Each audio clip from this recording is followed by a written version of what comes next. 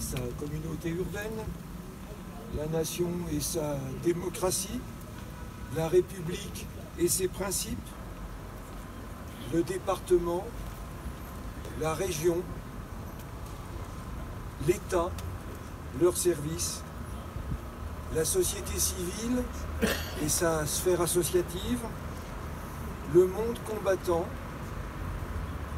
et sa mémoire, la presse départementale et régionale, soyez remerciés de votre participation à cette manifestation du souvenir et sachez qu'en cet instant débute au cimetière parisien du Père-Lachaise un moment de recueillement devant la stèle au dévoilement de laquelle j'ai eu l'honneur de participer aux côtés de M.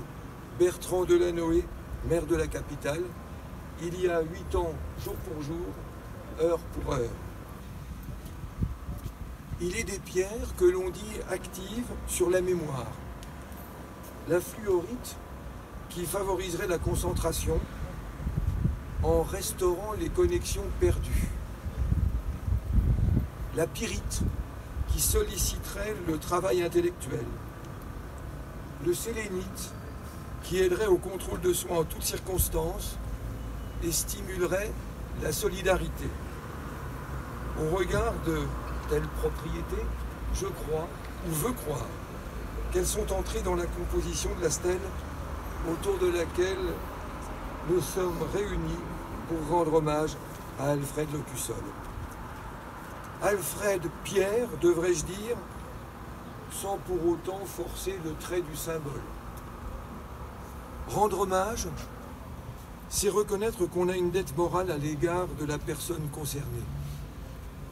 Tel est particulièrement le cas avec cette victime trop longtemps oubliée d'une organisation dont certains gouvernements ont traqué les tueurs avant de couvrir de décorations peu reluisantes leurs torses bombés et avant aussi d'ériger leurs années de clandestinité en plan d'épargne retraite. Alfred Pierre Locussol,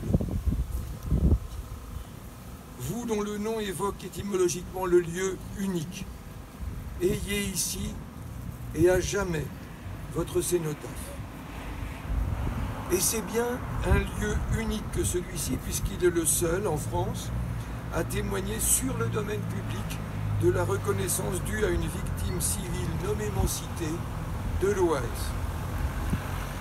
Il existe, certes, ici et là, y compris à l'intérieur d'administrations centrales à Paris, ou sur le site d'autres institutions, par exemple à Saint-Cyr-au-Mont-d'Or, des plaques commémoratives et monuments aux morts sur lesquels sont inscrits les noms de victimes du terrorisme de l'OAS, que leur acte de décès porte ou non la mention « Mort pour la France » à titre militaire.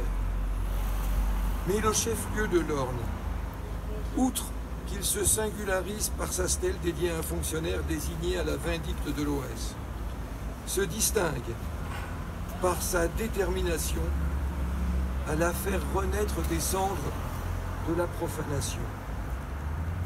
Sa reconstruction, se doublant d'un déplacement de quelques mètres vers un site où le passé est honoré de héros de la résistance, prendrait presque dimension d'allégorie.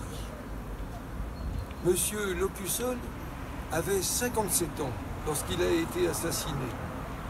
Et ce sont 57 ans qui se sont écoulés depuis lors. 57, c'est aussi l'année de son affectation dans les services de l'enregistrement à Alençon. Quelle image, là aussi. Il a payé de sa vie une conviction allant dans le sens de l'histoire, celle du droit de l'Algérie à l'indépendance. Il se confirme aujourd'hui que les pierres de mémoire sont des témoins et jalons d'histoire. Une mémoire exposée à la souillure dès lors que l'histoire l'est à la réécriture. Une mémoire que l'Empereur a statutairement vocation à protéger et à célébrer. L'ambition dont l'association est porteuse consiste à faire de M. Locussol l'une des premières victimes civiles admise au bénéfice du statut de mort pour la France. Il en est digne, comme il mérite le souvenir et la considération des administrations de l'État qu'il a servi tant en Algérie qu'en métropole. Vive Alençon, pour que vive la mémoire d'Alfred Pierre Locussol et, à travers lui, celle de l'ensemble des victimes de l'OAS en Algérie et en France.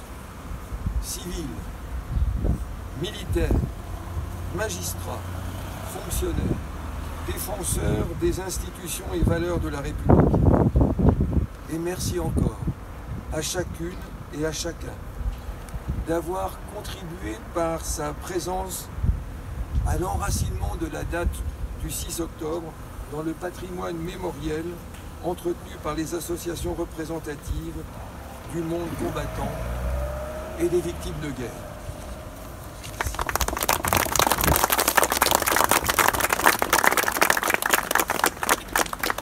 Je me permets de passer la parole à Madame Françoise Norman, qui va vous dire quelques mots qui vont nous relier au présent. La mémoire est toujours proche du présent.